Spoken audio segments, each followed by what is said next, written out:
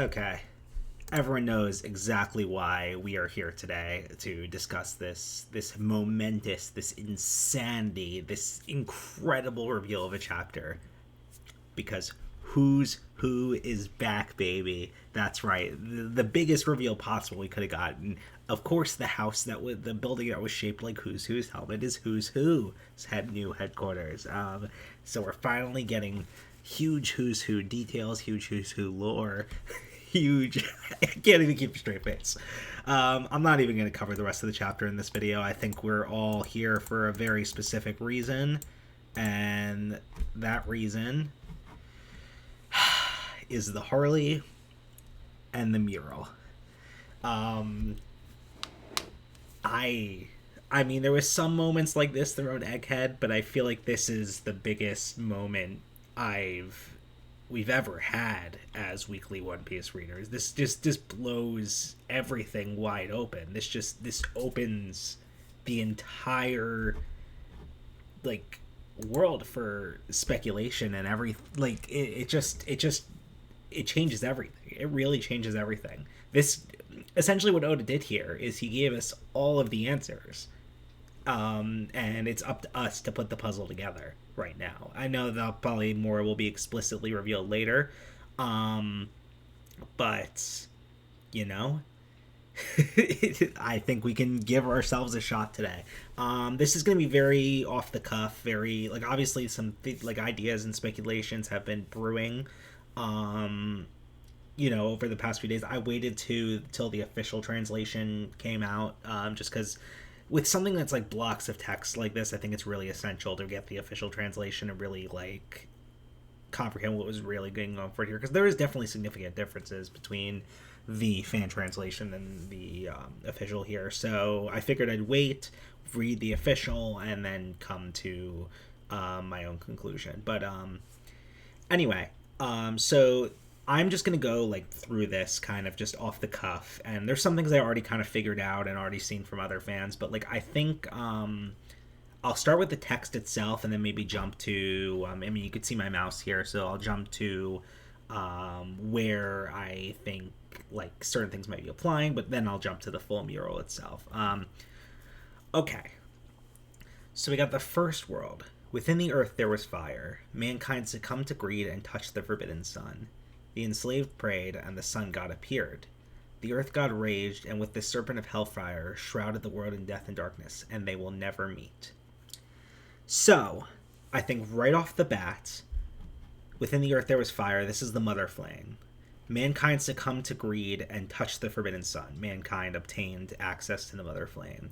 The enslaved prayed. They were essentially using slave labor essentially to mine this mother flame energy. As you could see depicted here, it seems like it was a highly futuristic society that was using slave labor to obtain the mother flame. And this could be Emu, this could be Lily. We don't know what this figure is necessarily, but this seems to be the potential orchestrator of this operation. And the slave prayed and the sun god appeared. So the first the first Nika fruit user appeared, and with the serpent of hellfire, and the earth god raged. So we don't necessarily know what the earth god is. It could just be purely metaphorical, and with its serpent of hellfire shrouded the world in death and darkness. I think the serpent of hellfire, and I saw someone post this, is most likely the creation of the red line, because then it says, and they will never meet. So halves of the world were split for a significant reason as punishment for this, and they will never meet. So that's kind of my interpretation of that. So I think this half here is likely touching on the first world. What's really interesting is that I don't think we have enough here to determine if this is the second world / Joy Boys era, or if this is going to be Luffy's climax. This is going to be a foretelling of the future.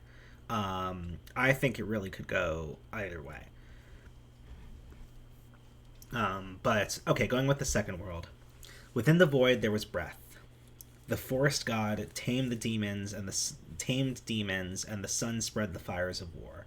So the forest god taming demons is, in my speculation, I don't know if there's a figure that is a forest god or if it's just, obviously metaphorical, lost to time, symbolism. But I think this is the inception of the devil fruits. I think that the forest god tamed demons. He applied, the wants and desires of humanity and created them tangibly into these fruits, hence being a forest of trees that grow the fruits.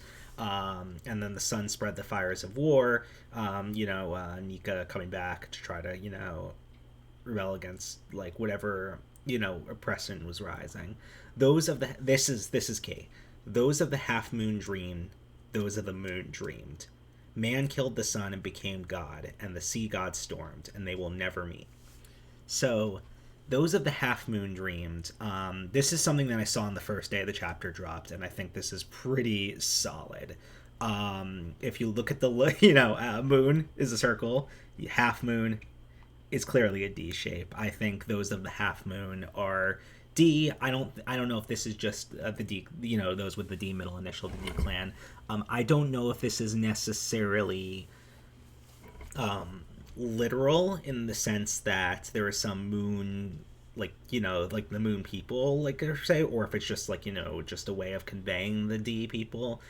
But I think it might be literal because I think those of the moon dreamed. It seems like maybe Lumerians or those that originated from the moon, and the those of the half moon. I don't know if the D means they have some Lumerian DNA and that's where that comes from, or if it's like there's another race from the moon that's like that's where the D comes from, that D like lineage comes from.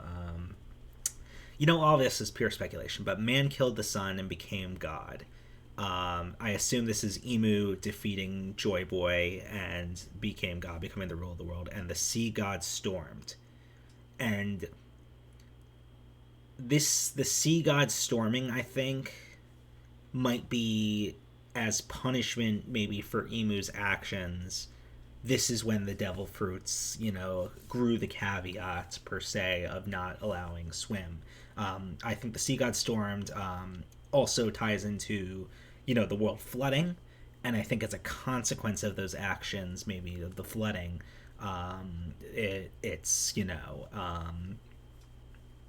it's the devil fruits don't allow the ability to swim, and they will never meet. Saying that the red line still persists, and the oceans will never meet. The third world. Within the chaos there was emptiness. The inconvenient remnants recall the promised day, and hear the voice of the half moon. So that's right there. It's the inconvenient remnants are, the remnants of the races that necessarily were persecuted or wiped out, but the world government was instated, and Emu rose to power, and so, and they hear the voice out there and they're waiting for the D's to, defeat, come back, and the sun god dances and laughs, guiding the world to its end. That's interesting because that implies I think Luffy is going to create some sort of this was like prophesized in Fishman Island, but I think he's going to create some sort of apocalyptic sort of reset. The sun returns and brings a new morning. Same, and they will surely meet, meaning that this time will be the destruction of the red line. Wow. Wow. Now let's jump into sort of what I interpret these sort of the visuals as. So I think they're very connected to the Harley itself, but it seems like I don't know if this is like sort of like first, second. It's hard to say whether I think this is the second or the third era, because I think it really could be both, and I'll get to that in a second. But I think this is really the first world here, what that's depicting. I think it's they found the mother flame. It was a futuristic society, hence like this imagery. They found the mother flame. They were forced to mine it. Whether this is Emu or some sort of other figure, they were forced to mine it and it seemed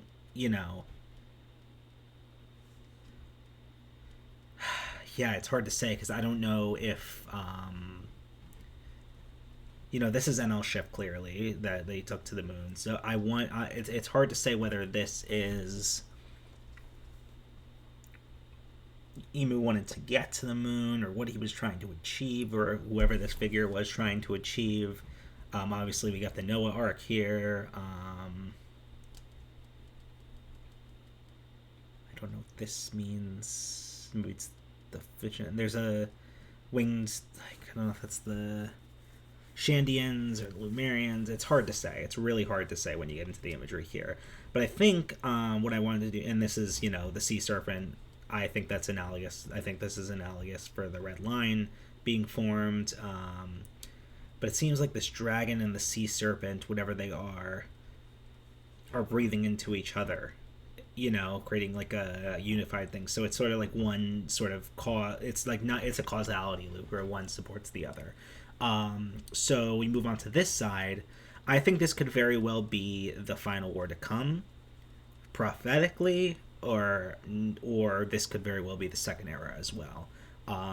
So I think this is definitely symbolic for Emu. I think, or maybe that's Emu's true form, is some sort of giant like creature like that, and this is the Mother Flame. If we're talking second era or third era, that's either Joy Boy or Luffy.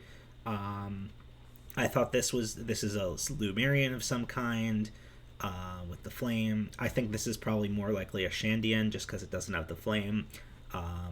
So interestingly, I saw this whale, and I'm like, part of me is like, oh, if this is the third era, this might be Laboon.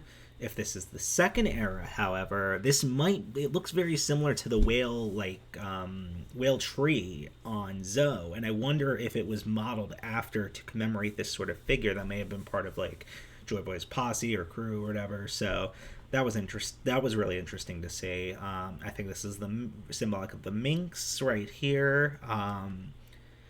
This is Emeth, of course, and I think that could apply. A lot of people are saying, oh, this is the second era, but I think that could apply to the second or the third era because Emeth kind of, already helped them in that way and already contributed to the final war. In the modern day, this seems like it's the Wano Samurai here. I can't really tell what these are down here. Might just be generic supporters or anything. I think the fish, being there is sort of like reference to like the sea beast next to what could be a mermaid princess of that time, who Poseidon was of that time, or Shirahoshi, if it's current day. Little guy there looks like might be a Tontata. This is Amazon Lily crew. This is either Boa's crew, whoever operated that crew at the time, I would say.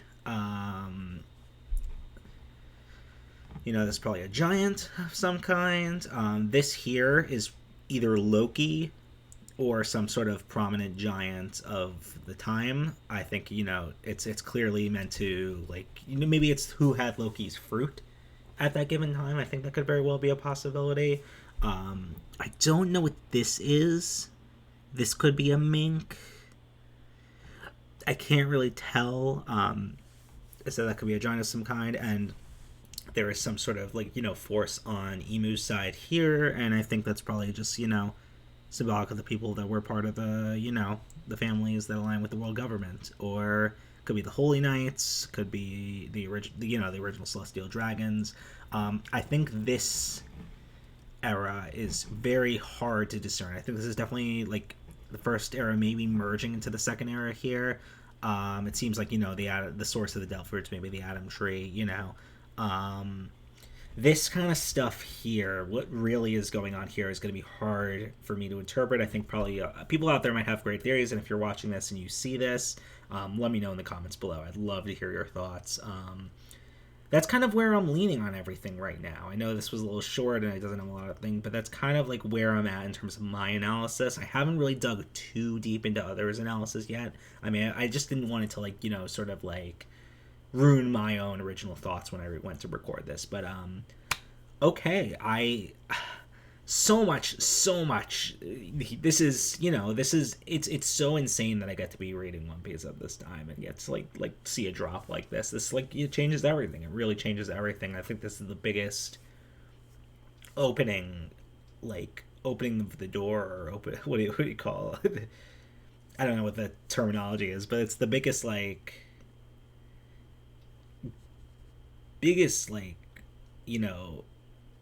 getting the wind knocked out of you as a fan. This changes everything. It opens everything. It really does feel like Oda gave us everything in this spread, and he said, I'm going to reveal stuff later, but if you want to, here's all the information. If you want to try to figure it out, essentially, I gave you all the pieces of the puzzle. Figure it out. And I think that's incredible. This is, it's very, the way this is formed is very a Song of Ice and Fire-esque in how Song of Ice and Fire handles their lore, except a Song of Ice and Fire won't be giving us the explicit answers later. It's kind of like, it's just this, and it's up to our interpretation. And I love that. But I have a feeling Oda will give us, like, real flashbacks and specific information. But, yeah, I thought I'd give, my sort of thoughts and breakdown, because this is insane. As a One Piece fan who makes videos about One Piece on this channel, like, I would be remiss if I didn't give my own 2 cents here. So yeah, that's about it. Thanks for watching.